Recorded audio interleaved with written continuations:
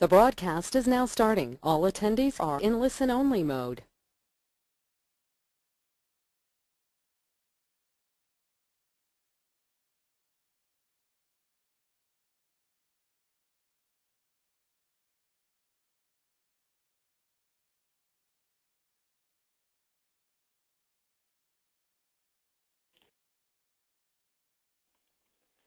Hello everyone, and welcome to today's webinar, Bicycle Stress Level Mapping, How Does Your Network Measure Up?, presented by Sam Schwartz Engineering. This session will teach you a different way to map bike routes and visualize a network's completeness. We'll hear about the basics of stress level mapping, how to apply it using available data, and how it can contribute to a network analysis. Our presenters are Sam Fromer and Ben Rosenblatt, both with Sam Schwartz Engineering's New York office. Sam Fromer is a senior transportation planner and designer. He specializes in complex demographic and geospatial analyses, translating them into understandable materials to help make better planning decisions. He co-authored and designed the Newark Pedestrian and Bicycle Safety Toolbox for Newark, New Jersey. Ben is a transportation planner who specializes in pedestrian and bicycle planning. He has led bicycle stress level mapping analyses for Pasadena, California, and Woodbridge, New Jersey. He served as co-writer of FHWA's forthcoming Separated Bike Lane Planning and Design Guide. Before we get started, if you have any questions or comments during the presentation, please enter them in the question box on the bottom right corner of your screen. We'll have about 15 minutes for Q&A at the end of the presentation. And with that, I'll turn it over to Ben to begin. Thank you. Thank you, Preeti, for that warm introduction, and thanks to everyone for joining us today. I know we have a lot of people all over the country joining in for this, and especially for the folks out on the West Coast. Thanks for getting up early on a Friday morning and joining us. So let's begin. So today we're going to talk about 4 discrete topics. The first 2 I'm going to discuss, and then Sam's going to discuss the second 2 on here. So I'm going to give you a brief overview of what bicycle stress level mapping is, and then I'm going to walk you through exactly how to create a stress level map. We're going to go step by step, and by the end of this call, you should be able to at least start thinking about doing this in your own city or municipality. Sam is then going to discuss how stress level mapping can be used in a more robust way to look at network coverage and connectivity on a wider range. And then he's going to talk about our development of a bike penalty metric, which can show the difference between bicycling and car access and accessibility in different places. We're going to be using case studies today from 3 of our projects here at SSC. One was in Pasadena, California, where we created a stress level map for their use in their update of their bicycle master plan. We're going to look at Woodbridge, New Jersey, where we created a bike network from scratch for them and also included a stress level map as a deliverable. And we'll look at South Elgin, Illinois, a suburb of Chicago, where we looked at bike planning there on a more wider range with the network. So what is bicycle stress level mapping? Well, we can look at it especially as what it isn't. It is not a traditional bike map, and therefore, as in most traditional bike maps, which are contingent upon what type of facility you have in the ground, a stress level map looks at factors that go beyond just simply what facility there is. So it's not necessarily related to a particular design. It involves a lot of other different factors, which we'll get into as we go through this. So the stress level map really maps the feeling that you have on the facility as opposed to necessarily just the function of that facility. So the idea is that we want to symbolize the streets to show how bicyclists feel on them. And we know that a low-stress street or a highly comfortable street is something that's going to attract bicyclists out there. So knowing what type of facility is in the ground is only going to be one part of the equation. So that's where stress level mapping really comes in. So before we get into the sort of details of how to do the stress level map, we'll show you this is the result of the stress map in Pasadena, California, which we did for them. As you can see, the different colors represent the different stress levels, also the different comfort levels, we call them. The green is obviously the most desirable, the most comfortable, or the lowest stress. The oranges and the reds are the higher stress or less comfortable places. So we can just see, just by looking at this right away, is that there's a very nuanced approach to the stress level map. Different segments get rated at different levels, and therefore it shows a little bit more.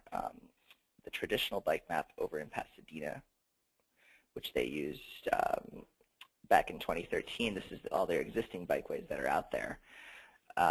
you can see that there are a few different colors on here. That little yellow segment is a bike boulevard, which could probably be blended in with a lot of the greens here, which are the Class 3 bike lanes.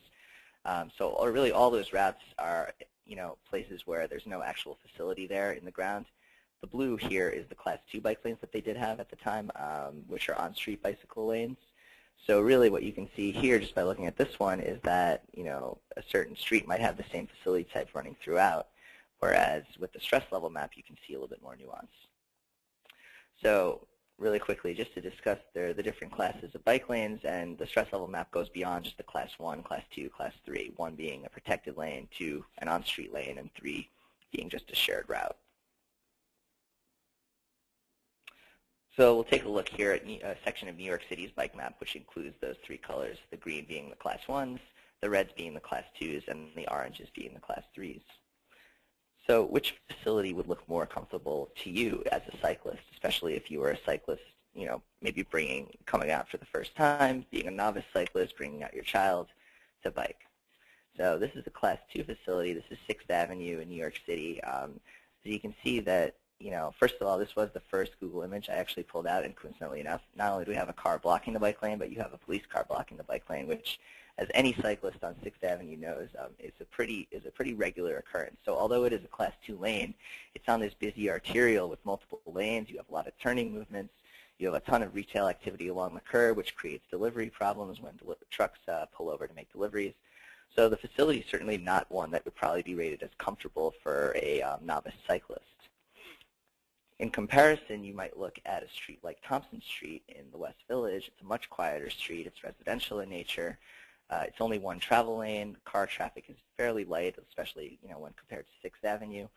It's classified as a shared lane in New York, as you can see there on the left side of the drawing here, the shared marking symbol. So this is a shared lane, and it's probably for most people will be a much more comfortable experience than 6th Avenue.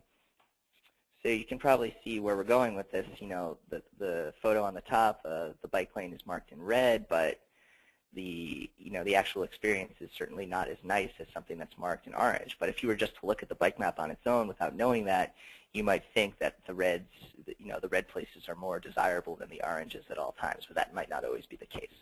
So really that's what we're trying to do with stress level mapping, is we want to create a map that really shows how can we create a low-stress bike network? How can we get people out there biking, the people who maybe aren't so confident and who might not necessarily be ready to get out there and mix traffic. And we do know that by creating those nice biking conditions, those low-stress conditions, we've already seen in many places across the country that the more people that get out there and bike, the more enthusiasm for biking there is. There's the strength in numbers phenomenon. Plenty of places have shown that the per capita serious injury and fatality rates go down when you have more people biking, and that could just be because motorists become more accustomed to cyclists sharing the streets with them. So the more we get that, the more protected bike facilities the public is going to clamor for, and really it's a good way to get more low-stress options out there. We'll just want to touch on this graphic from Portland State University, which is pretty widely circulated at this point. We really are focused with this low-stress bike mapping on that third category, the interested but concerned, the 60% of people out there who would want to bike if they know low-stress options are available. So if they see that traditional bike map, and they go out there one time and realize, oh, it was a red lane, but it was impossible to bike on, and I never want to go back there. That's a problem. So the stress level map is something that can be used as sort of a gateway into creating that all ages and abilities network, and that's something a lot of cities around the country are really interested in doing. So a few other reasons why stress level mapping is useful for people beyond just creating the low stress network. One is, as Sam is going to touch on in his portion of the presentation, is it can be used as a very good primary input for network analysis. So you can take the low stress bicycle network and then use this as an input for more robust analysis. Secondly, the stress level map does a great job at identifying the choke points in the network where high stress facilities exist. For example, you might have a 4-mile bike lane or bike facility, which the stress level map will show that 3.8 of those miles are low stress and pretty easy to bike on. But there might be a couple of portions, a couple of intersections, a couple of difficult mid-block portions where the stress level goes up. So you can immediately see, well, maybe that's where we need to build our robust cycle track. The protection might be needed there. It might not be needed on the full 4 miles, and that's going to save your city a ton of money as you go forward. And finally, we have advancing the conversation. And by that, we just mean it's a great visual tool. It's really simple to use. As you'll see, it's just based on a 1 to 4 scale. There's really nothing more complicated beyond that. So it's great for the public. It's a good outreach tool, and it's good for elected officials as well, because it's definitely a way for them to just think about biking in a different way. It's a visual tool, which is always helpful. So we think it's just useful in that sense. So how do we create a bicycle stress level map? So the first thing I would recommend doing is taking a look at the original methodology developed by Dr. Peter Firth and his colleagues for the Mineta Transportation Institute back in 2012. They did a really great job of outlining it, and there's a long example about San Jose and about how you can use this stress level methodology to measure network connectivity of different neighborhoods. So it's a really useful start. It's only maybe a couple of hours of reading. It's not a crazily long academic study, and it'll definitely help you as you go forward. And then beyond that, the more practical portions of it are the various tables that they've created in order to help you figure out what stress level your street segment that you're looking at falls under. So you use those tables, you evaluate them on a 1 to 4 scale. You then code them, ideally into a GIS. If you get street centerline files, you can just add a field to the table for the stress level and add them in. Then you symbolize, develop it graphically, and then you've got your map. So that's really where we're going with this. You'll see LTS come up a lot in a lot of the following slides. So LTS stands for level of traffic stress. So it basically means stress level. The lower the number, the better, in the sense that it'll be a lower stress street or a higher comfort street. So you'll see comfort and stress kind of used simultaneously here. Going down the line, as you get to the LTS 3s and 4s, those are the worst streets in the sense that they're higher stress or lower comfort. And those are the streets that, if we do have them, we want to try to upgrade them to the best that we can. So we're going to go through examples of how to do this, but just to show you some photos of representative streets. This is an LTS 4 street in Woodbridge, New Jersey. It's a 4-lane arterial, 45-mile-an-hour speed limit. Definitely not a comfortable place for biking as it stands now. This is an LTS 3, a little more comfortable, but still pretty stressful, and primarily because the street intersects with a major arterial with very high speed limit, I think of 55 miles an hour. So it's the intersection here that's driving the stress level on this street. Here's a minor arterial in Woodbridge, relatively higher traffic volumes than a residential street would be, 35-mile-an-hour speed limit, so it falls in at an LTS 2. And this is Main Street in Woodbridge, which is actually also a 2-lane street, but we've got a lower speed limit of 25 miles an hour, and it winds up falling in as a 1. So we'll get into how we code that now. One key principle to keep in mind, there are a few, but the major one is that with the stress level analysis, you're going to measure intersections, and you're going to measure mid-block segments at different times. So you're going to do it at the same time, but each segment of street will include an intersection and a mid-block segment. So you have to keep that in mind, that really there's 2 measurements to make, and once you've done that, you evaluate them at the same time, and whichever one is higher wins out, in the sense that you want to be as conservative as you can with this map. So if you have a mid-block segment, which is relatively easy to navigate, but the intersection is very difficult, the difficulty of that intersection is going to trigger the fact that the stress level is higher than it would be otherwise. And finally, one other key principle here is any place that has shared lanes, like with sharrows on the pavement, or if it's just a signed route, meaning that there's no paint markings whatsoever, but there's just a sign every few blocks that just says bicycle route. According to the methodology, that means there's no change in the stress level beyond if those facilities weren't there at all. And that was compiled through lots of research in that paper, which showed that people they really don't find that much benefit to sharrows. So if you see a sharrow or if you see a signed route, just treat it as if you're biking in mixed traffic with no bike facility at all. So with that, we can start talking about the 2 criteria. One is at mid-block, and then we'll get to intersections next. So at mid-block, some of the major categories that you look at are listed here. Traffic speeds is certainly a major one, and it's pretty simple. The higher the speed of traffic riding next to you, the more stressful it's going to be. The number of travel lanes is used as a proxy for traffic volumes in most cases. So the more lanes that you have, the more vehicles that are going to be next to you, the more vehicles you might see turning around you or in front of you. So the more lanes, the higher the stress. Facility type does play a part here, so obviously a protected cycle track is going to be less stressful than just a regular on-street lane. The width of the bike lane is important in the sense that, especially when it's next to a parking lane, if the width isn't sufficient enough to avoid the door zone when people in parked cars might open their doors without looking, that can increase stress levels. That also might force you as a cyclist to merge into vehicular traffic for a moment or two. So if the width isn't sufficient, we're going to increase stress level. And bike lane blockage, that occurs really mostly in commercial areas where you might have people pulling over to block the bike lane, or areas with a lot of curb cuts and driveways, and you have traffic coming in and out crossing the bike lane. So that's going to trigger higher stress. So here's just one table that you might use for mid-block criteria. As you can see by the title, it's for a bike lane, so it's an on-street bike lane, a Class 2, not alongside a parking lane, meaning you're just on a bike lane, next to the curb, basically. And as you can see on the left here, we have some of the various categories I just talked about. You'll do your evaluation, and wherever everything falls, the stress levels will, fall into place. So let's look at an example here. This is a street in Pasadena, Sierra Madre Boulevard.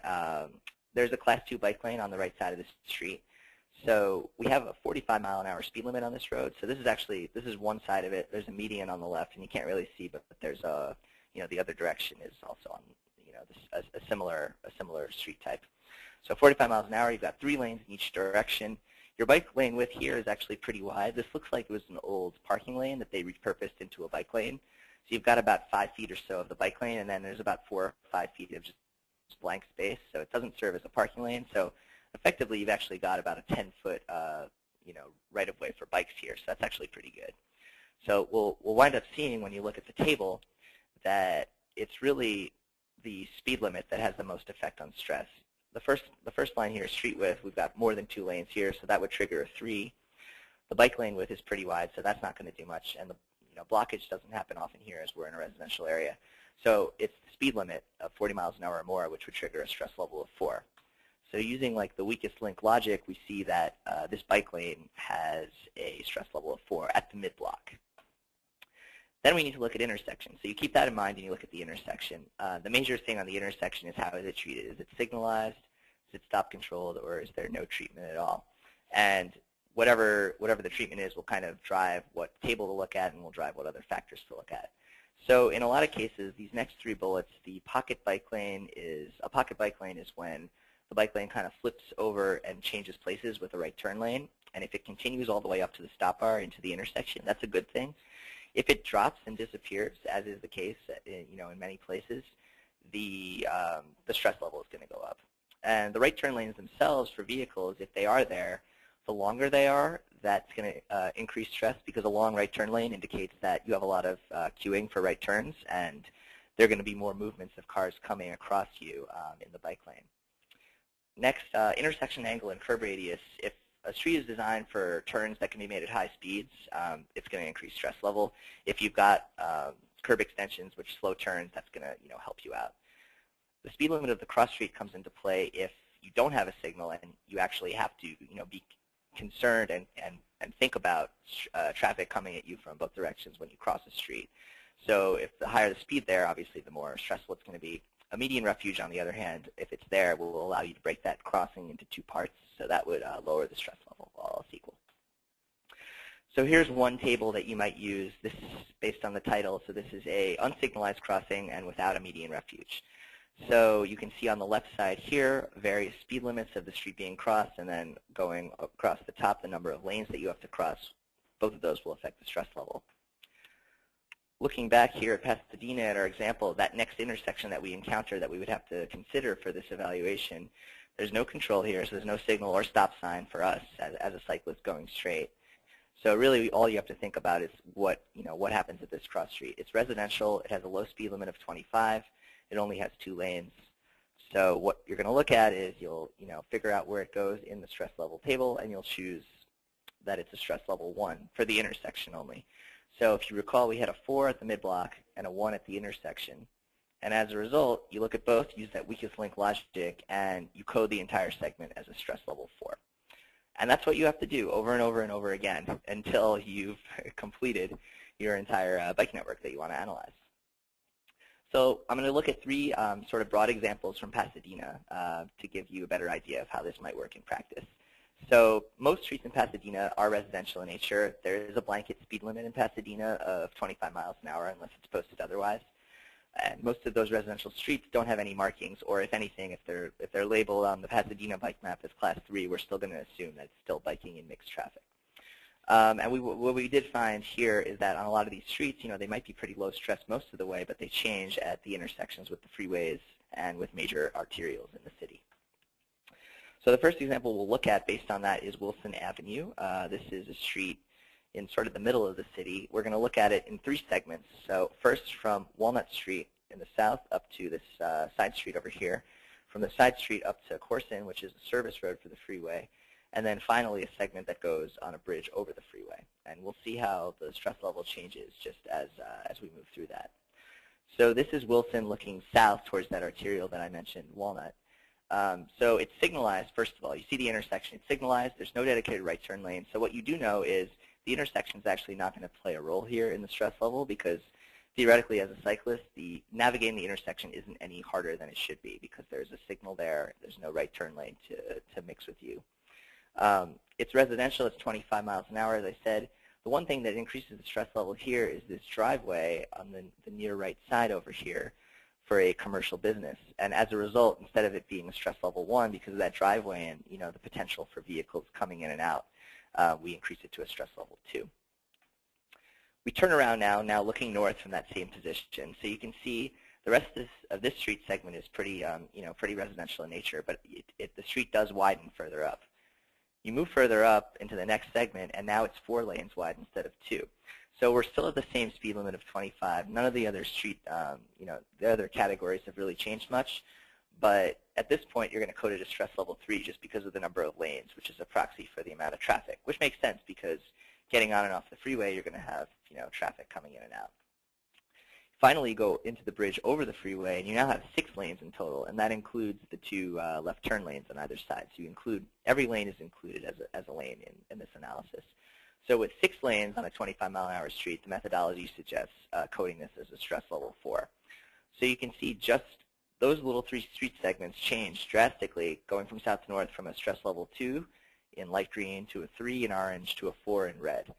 And we really saw that in a lot of places, and it's telling as to where maybe improvements are needed. The second major street type we saw in Pasadena was they did have some streets with on-street bike lanes, Class 2 bike lanes, and the things that came up the most as the most indicative of what the stress level would be were actually the width of the biking lane and parking lane regarding the dooring issue I talked about before, and whether or not the bike lane continued up into the intersection. And we saw for the most part the bike lane did drop away because they had to accommodate turning lanes for turning vehicles. So on this example, we'll look at Raymond Avenue between Mountain and Orange Grove in the northern part of the city. Raymond is a pretty nice residential street, so we'll go from north to south this time, from Mountain down to Orange Grove. So it's a residential street. You can see the marked bike lanes on the right side. The speed limit here was 30 miles an hour. For some reason, it was posted at 30 instead of 25. But what we did find here is that the bike lane itself was about 5 feet wide, the parking lane about 8 feet wide. So that's about 13 feet in total, which is kind of bare minimum, and that does increase stress level a little bit. So you'll see here it's that second row which plays the part of figuring out what the stress level is for the mid-block section here. The other issues really don't increase stress level all that much. We continue down the street towards Orange Grove, the arterial, and it's pretty similar most of the way. But then as you can see here on the right side of the screen, the bike lane starts to get dashed, it starts to drop away, and by the time you get to the intersection, it's completely gone. So it's as if it wasn't there whatsoever. So in this case, what we do is, if the bike lane, even if it exists for, let's say, 80% of the street length, if it drops away for that last 20%, you got to assume that the entire street is as if you're biking in mixed traffic, again, being as conservative as you can be to really attract that, all ages population and serve their needs most. So here you've got 4 lanes in total, 1 coming at you and 3 left through and the right going forward in mixed traffic. And we look at the table for that. It's a 30-mile-an-hour speed limit with 4 lanes, and we see that the LTS is labeled as 4. So that section of the map looks like this. You have the level stress 3 up top, and then going south towards the arterial, you have a 4. And finally, just one more example from Pasadena, kind of touched on it before, is these major arterials which have bike lanes on them. And they do this, it makes sense that they do this because the arterials in Pasadena is where the connectivity is. A lot of the residential streets, they dead end at the freeway. So it only makes sense that if you do want to create an actually connected bicycle network, you have to use the same streets that cars use. And that, unfortunately, at least for bicyclists at the moment, is difficult because those streets are engineered for cars. They have high speed limits. And what this winds up doing is it makes the paint on the ground almost irrelevant. You can see here, this is an aerial view of the street we showed at the beginning, Sierra Madre Villa, and the bike lanes are highlighted on the right sides. All you really need to know here when you're doing the coding is that the speed limit is 45 or 50 miles an hour. None of the other things are really going to matter. You know it's the stress level 4, and we know that although there are marked bike lanes on this street, we need to do something about them in order to make them more appealing to an all ages population. So what does it all look like when we're done? The cool part is you can see where the holes are, where the connections are, or where they aren't, and where Pasadena might think about making improvements. So here is the map that we showed at the beginning. This is the stress level map for Pasadena. We are going to make the presentation available to everyone after the fact, so feel free to look at this for more than a few minutes because it can be a little difficult to digest right away. We understand that. But one thing that definitely jumps out right away is all the red on the map. And the fact that there's a lot of red is related to a couple of issues. One is the arterial issue I talked about. A street, for instance, such as Orange Grove, which has a bike facility the whole way through the city, is red the entire way. Same with a street like Los Robles, one of the north-south streets here. So the reason is those bike lanes are on high-speed arterials. Of course, they're not going to be stressful. The other thing with the red that you do see is those little connections here over the freeway. You have several red segments which connect otherwise, in some cases, pretty low-stress streets. So it's like they have the right thing going. It's just they need to make a few more investments to get there. So they came back to us when they saw this, and they said, well, what's the worst thing? What's affecting stress levels most? And we responded, well, it's speed limit for the arterials. So what if we lowered the speed limit in the city right away by 5 miles an hour on the arterials without even thinking about bikeway improvements, just a quick solution? And what we found here is the areas marked in light blue are the areas where you'd see an improvement in comfort level, i.e. a decrease in stress level. So it actually, you can make a lot of improvements, maybe not even by focusing on bike facilities at all. Like, there are a lot of ways to make biking more comfortable, and that's kind of the goal of this exercise. So I'm going to conclude now just by talking about a few limitations of the methodology. The first is that you're supposed to use speed limit or prevailing speed, and obviously those things don't always equal each other. On the arterials, you might have a speed limit of 30 or 35, and you could routinely see people going 40 or 45. In Pasadena, this was particularly problematic because the freeway service roads, they didn't have anything posted, so therefore the default speed limit in the city is 25. If you have a 25-mile-an-hour limit of a freeway service road, and if the service road looks like this, you know that people are not going to be driving at 25 miles an hour. People on the left side here are shooting off the highway. It's not a street that's engineered for 25, obviously. So you do have to use some professional judgment when you see this, kind of a mix of talking to the local people on the ground, going out and doing observations if you can, etc. And, the methodology is definitely malleable in that sense. Another major limitation is this came out about 3 or 4 years ago. So protected bike lanes or cycle tracks, they really weren't as popular or as certainly not exploding in the way they are now. So it mentions that a protected bike lane would get a stress level 1. It would be a high comfort street unless you lose the protection. And that's kind of a big deal in a lot of places. Intersection design with protected bike lanes is certainly an evolving field. This is New York City. This is the 8th Avenue protected bike lane. You can see, at this point in the mid-block section, it's a pretty comfortable place to bike. It's got the curb on the left. It has parked cars on the right. It's pretty wide. It's definitely a place that you would think an all-ages network would be served by. You get towards the intersection, though, in the mixing zone, and all of a sudden you're mixing in with turning traffic, and unless you're really experienced and know how to negotiate the mixing zone, it's definitely not something that would be probably considered a stress level 1, that's for sure. So I think the future of this LTS methodology, figuring out how to do it with cycle tracks and how to incorporate these intersection designs, is definitely something that needs to be looked at. and just a few others, and I'll conclude with some limitations. The street geometry can be an issue. One-way streets are not specifically considered, nor are contraflow bike lanes. Unique intersections, for instance, in Woodbridge, we saw a lot of traffic circles, a lot of three-way intersections. So those aren't specifically called out. Generally, you're going to think that they're going to increase stress level, but we need to probably define how to do that. The number of lanes or the street width is used as a proxy for traffic volume, but that might not always be the case. You might have really wide streets with a lot of lanes that don't have a lot of traffic, and that actually could be a pretty comfortable place to bike if you think about it. So, ideally you want actual traffic volumes when you're looking at this, probably on a per lane basis. Next, in terms of how to collect this data, we used a lot of Google Street View. In Woodbridge, we did go out there and certainly took a look at all the facilities, but we still actually wound up using Google for a lot of it, just because going to every single street and looking at these things can be a really time-consuming effort. So it depends on what you want to do. If you want to just, if you're working for the city and you've got a lot of time to do it and you're only looking at a few routes, maybe it is worth it to go out there, but it's definitely a balance. And then finally, a few other factors which aren't included that certainly could be elevation changes, like a place, for instance, like Seattle, which has a ton of hills, and as they look to develop their really robust low-stress bike network, they might want to think about how LTS works and how the different elevations might play a factor in comfort. Truck traffic is certainly an issue. If you put a bike lane on a freight route or a truck route, it's going to be a lot more stressful than it would be otherwise. And there are plenty of others, too, that we can go into. So with that, I'm going to turn it over to Sam, and he's going to talk about how stress levels work with networks.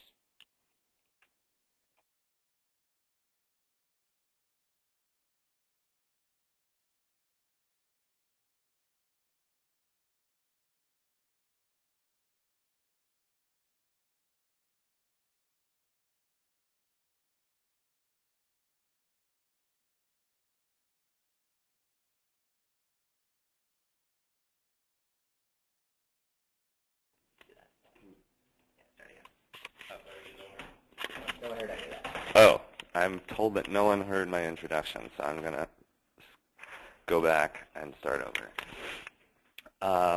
So what I'm going to talk about is taking that stress level mapping and doing a network analysis to better understand how high-stress streets and other barriers to biking impact bike access in a city. So in order to do that, we're going to move to Woodbridge, New Jersey, which is a suburb of New York City, just west of Staten Island. And here we can see the entire road network of Woodbridge, this being northern New Jersey. You have a lot of highways and railroads, some waterways, so that can segment the network and create some stressful biking situations. So for the city, or the township, we did a stress level mapping exercise where we looked at the major arterials. We didn't look at the neighborhood streets because we assumed they would be low stress, and because they're not continuous through the network, so the arterials are really the only ones that bridge the train lines and the highways. And so what that does is that forces cyclists who want to traverse the township to cross at these choke points, in this case highlighted over a rail line, and this is the same place that cars are going. So that can create barriers to biking for people that don't want to bike on high-stress streets or through high-stress intersections.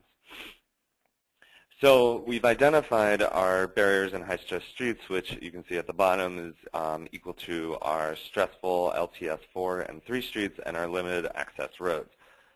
So if we remove those from the network, we end up getting our low-stress biking network. And this doesn't mean that cyclists can't use the other streets, but in this example, we're talking about our low-stress network.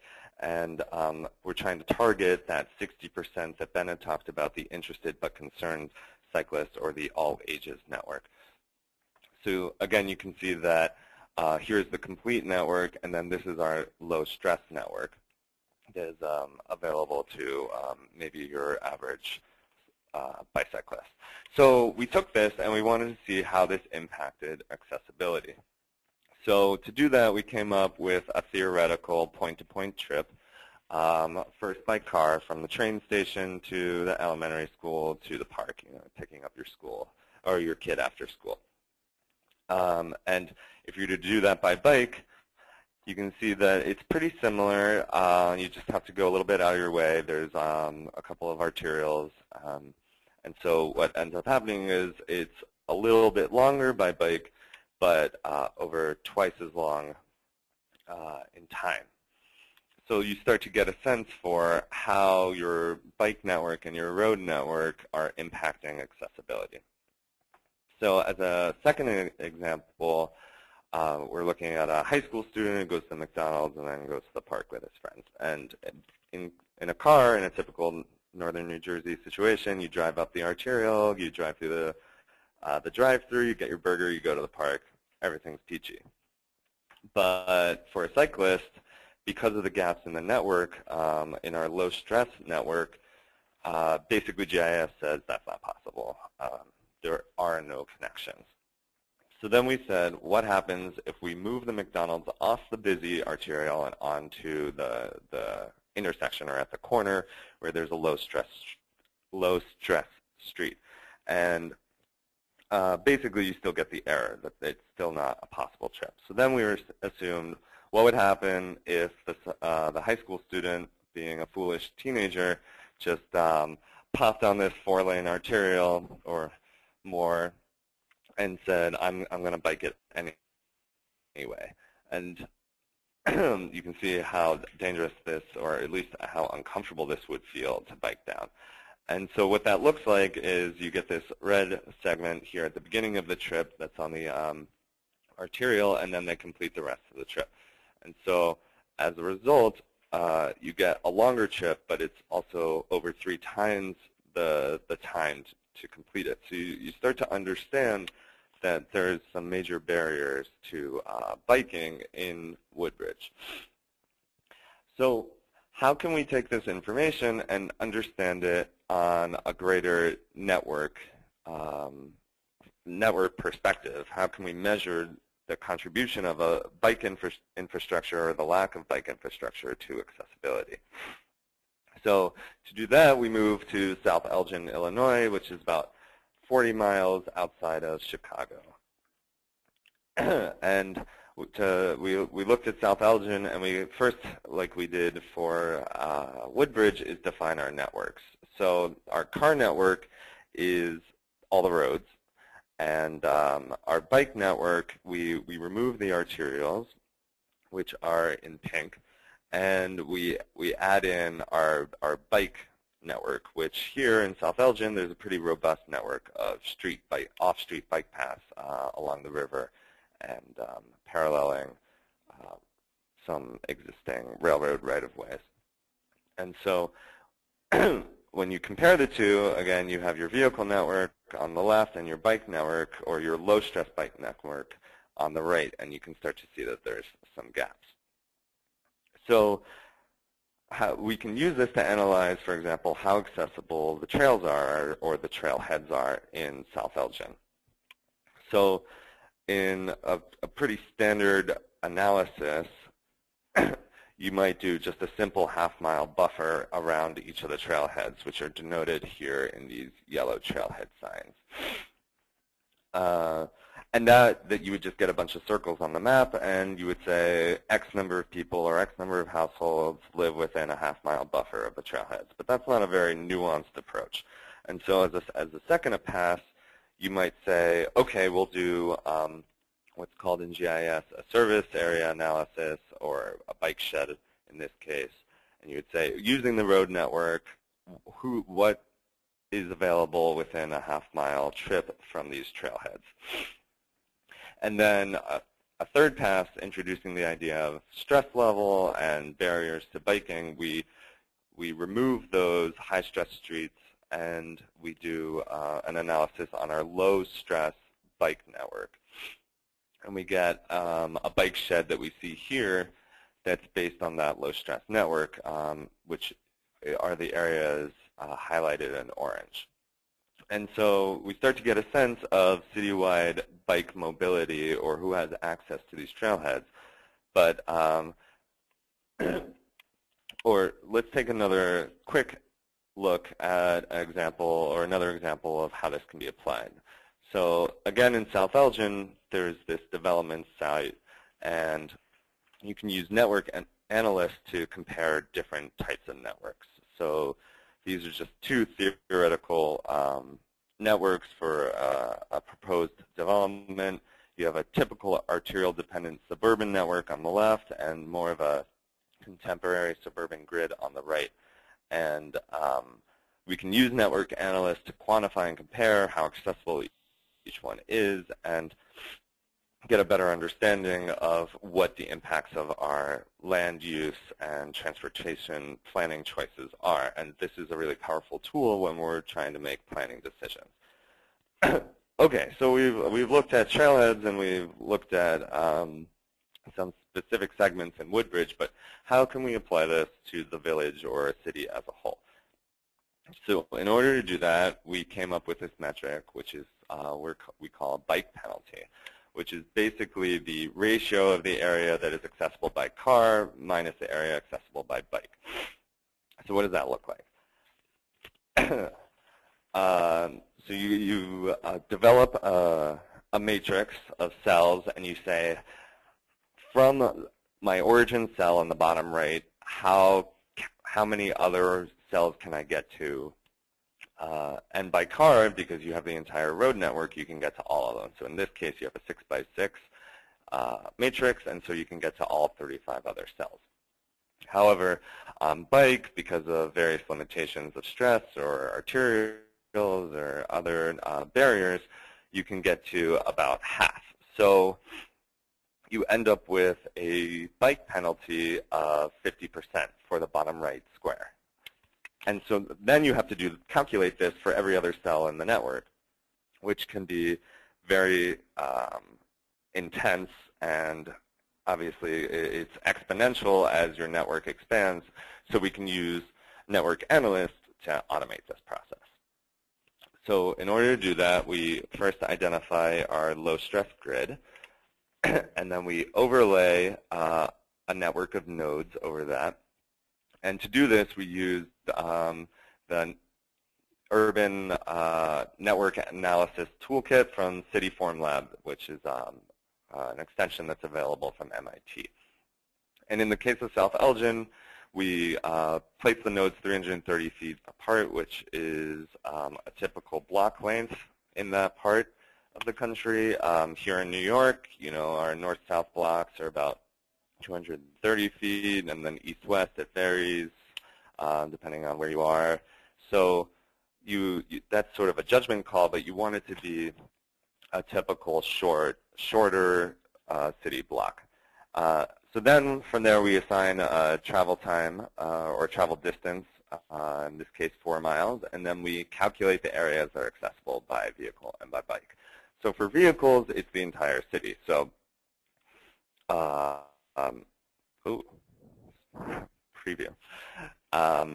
But by bike, you can see that the darker areas are more accessible and the lighter areas are less accessible, and sort of tells us or quantifies and visualizes what we know intuitively, that the more downtown area with the more traditional grid with short block lengths, that's going to be more bike accessible than the further afield suburban cul-de-sac type developments, especially because those are split off from the rest of the city on this network or the grid of arterials. So you can see here to the south and west, especially, you have this cul-de-sac development that's surrounded completely by arterials, and so it's much lighter and has less bike accessibility or relative bike accessibility.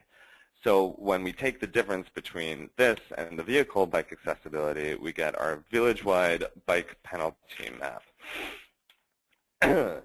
And what this is basically showing is that if you live in one of the darker areas, you don't have as many comfortable options to begin a bike trip. So again, these more suburban typologies don't encourage or discourage bike accessibility on a low-stress network. Conversely, you have the lighter areas, especially downtown, where there's a greater parity between the modes. It's more accessible by bike and by car. There's a couple of limitations to this type of analysis. I think Ben touched on it too. It's very technocratic approach. You know, there's a methodology, you follow it. There's some room for interpretation, but it doesn't always necessarily reflect what's going on the ground because it's a quantitative approach using shapefiles and numbers. So it can be a good high-level way of understanding how does bike accessibility compare to car accessibility. And then that raises another question, is that the right metric? You know, is car accessibility is always going to be 100%? Are you looking for parity? Is that your goal? Maybe you have a complete streets policy, and this is a way of measuring the impacts of that and how you can improve and reach your goals of better accessibility by other modes. So with that, I'd just like to conclude and say that stress level mapping and bike penalties, these types of maps are really powerful visualization tools to communicate how a city or a village is doing in terms of accessibility. And you can narrow in on where to focus investment, where your weakest links are, and it's, I think, pretty digestible for a politician if you're talking to the public, if you're talking to people in agencies or other consultants.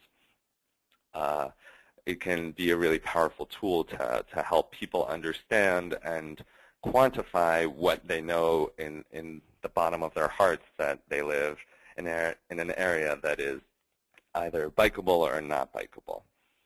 So with that, I'll turn it back over to Preeti, and we'll go to questions and answers. Thank you, Sam. That was really wonderful. So it looks like we have a lot of questions rolling in. I'll try to get to ask as many as we can. And the first one is, how long does it take to do the stress level analysis like you showed? It seems very time consuming. Thanks, Preeti. Yeah, it can definitely take a long time for sure. There are definitely a few factors though that will make it easier to do. You know, depending on you know, the characteristics of your city.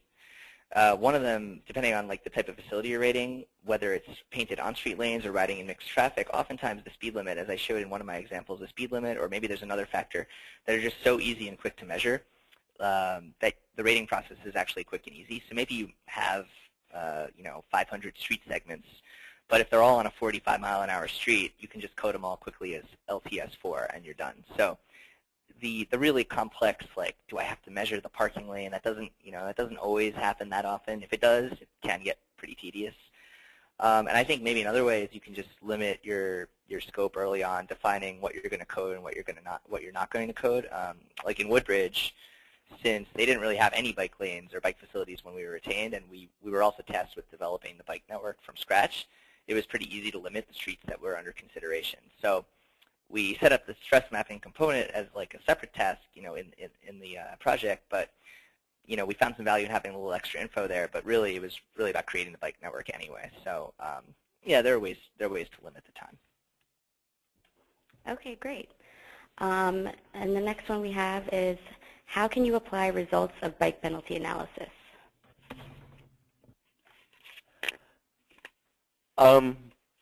I think, you know, I sort of touched on it, but along with the stress level mapping, it's a good way of highlighting what areas are least accessible relative to cars, and which are more accessible. And then you can target your investment in that area. Same thing with the stress level mapping. If we go back to Woodbridge, there were those constraints crossing over the railroads, and maybe that's where you know, if you have limited municipal dollars or state dollars or federal dollars, that's where you want to focus your investment to connect the town, you know, the high school to the park, or the train station to other points of interest. And then again, I just want to emphasize that it's a really powerful way of visualizing accessibility and thinking about accessibility on a network level instead of a trip-by-trip basis or a corridor basis. You know, we talk about complete streets and that, or complete street, but what about complete networks and total or accessibility on a network level? So I think that for that it can be really powerful. Okay. Will you touch on how this tool compares to bicycle level of service calculators? Sure. Yeah, I really haven't used the bicycle level of service calculator that often, but I think the cool part about the stress level tool is that there are so many different variables that go into that, and you can do it on a segment-by-segment basis. I'm not sure if that, you know, is what happens with the bike level of service, but I just think it's probably a bit of a newer way to do it, and the comfort level and, you know, how people feel. I think the stress level analysis could even be modified even more so to think about comfort and feeling and emotion. And you know, I'm not so sure that, you know, the bicycle level of service does that as much. All right, thanks. Just one thing to add to that, I think Ben touched on, is just that LOS, if you're a traffic engineer, that might mean something to you, but for the public and for decision makers, politicians, that can be pretty meaningless. So I think stress level, like Ben was saying, that's what you feel, and people can relate to that. And so it can be much more understandable for people. And then they can comment on it and provide meaningful feedback instead of just saying, well, I don't want it to go from an LOSC to a D. That's a good point. Thanks, Sam and Ben. Our next question is, how would you approach a situation where the facility type in a corridor changes at the intersection? I think you touched on this, Ben. But for example, we'd have a situation where there's a separated shared use path leading up to an intersection, and beyond the intersection, it changes to an on-street bike lane. Okay, yeah. So yeah, I didn't totally touch on this, but so each segment is evaluated on its own, and you know, if it changes following the intersection, if in the direction of travel, whatever happens after the intersection is going to be a separate segment. So, you know, I guess if you have a two-way street, it can be a little bit more complicated. If you're, let's say, if you're biking south on a hypothetical street, it's going to be the mid-block section you're on and the intersection as you approach it. If you're biking north, like right across the way, it'll be the same mid-block section, but it'll actually be the intersection just to the north, the one you're approaching. So you evaluate everything all at once. So in a way, you know, if you have a street for whatever reason that has a cycle track on one side and nothing on the other side, which can happen, then you might have to think about either you could divide it up and you could grade both sides of the street separately and create a map that has two directions, or, you know, to keep it a little simpler, maybe you go with that the weakest link methodology. So even if you have a cycle track on one side, if the other side is tough to deal with, then you rate it lower. Okay, great. Has anyone asked local residents if they agree with the results of the stress level mapping evaluations? Not that I know of. I mean, I know in Pasadena they used it in a lot of public outreach. There were there was a blog post from the Pasadena Cycling Coalition, I believe it is, that talked about how it was. I don't know, they didn't actually distribute the map to the public. They just used that in their bicycle planning. And Woodbridge, you know, we did it for them, and they're still in the very early stages of figuring out what they want to do with it and where the investment's going to come and where the money's going to come from. But I mean, I think really it would be a great public tool if it's, you know, presented in a way that is digestible, because, you know, you see a map with a bunch of many different colors. It might actually be more useful as cities develop, you know, their own maps for low-stress networks and all ages networks, and maybe that's where it's most useful. Okay, great. As a follow-up, kind of, has your team ever used this sort of mapping to create a user end map? And what would you imagine the limitations or advantages of this methodology can be for an actual new bike rider?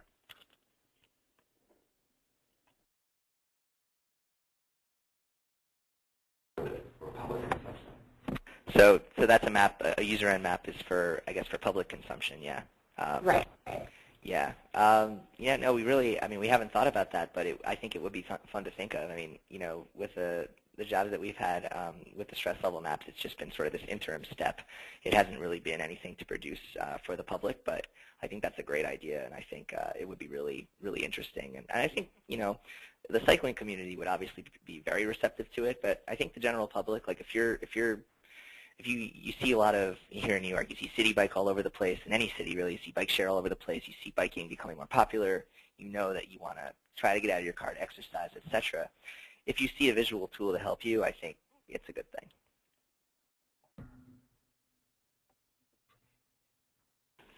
Okay, great. And then I think the last question that we have time for is, what are your thoughts on the model not factoring in vehicle volume as a primary criteria?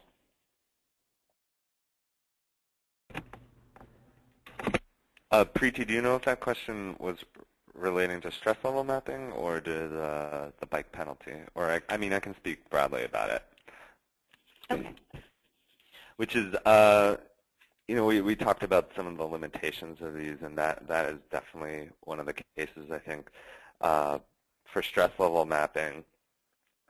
Ben was talking about you might have what looks like a normal street, but then because you're the local planner that it's a ton of volume and it's not comfortable to bike on, in the way that I know that 6th Avenue is not comfortable to bike on because the bike lane is too narrow.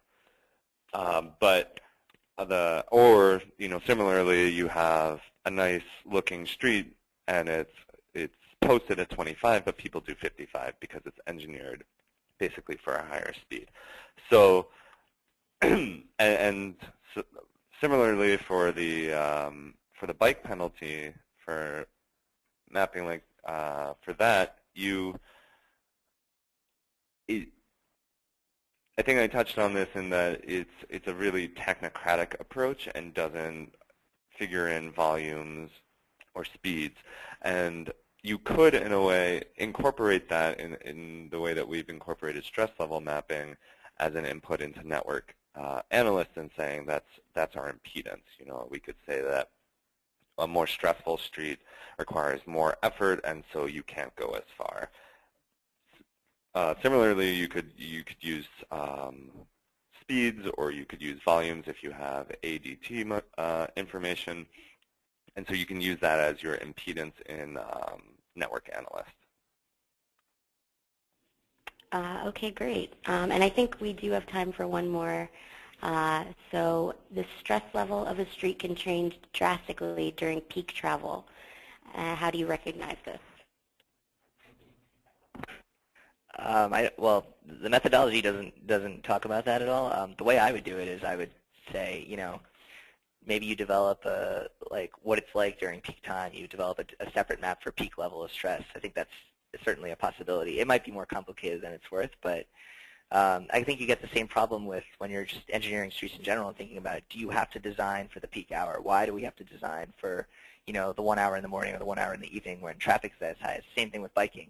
Should we be designing a facility to be really, really protective for the 1 or 2 hours where it's not? Maybe you think about sort of temporary measures like, I don't know what they would be, diversions, or providing alternate bike routes during peak hour when volumes are really high for cars. It's definitely an interesting question, and I think it's definitely something that can be refined with the methodology going forward. Sounds good. Well, thank you, Ben and Sam. It looks like we're out of time for today. If anyone has any other questions, feel free to email our presenters at the addresses on your screen. And today's webinar will also be emailed to all attendees in the coming days. Thank you for joining us.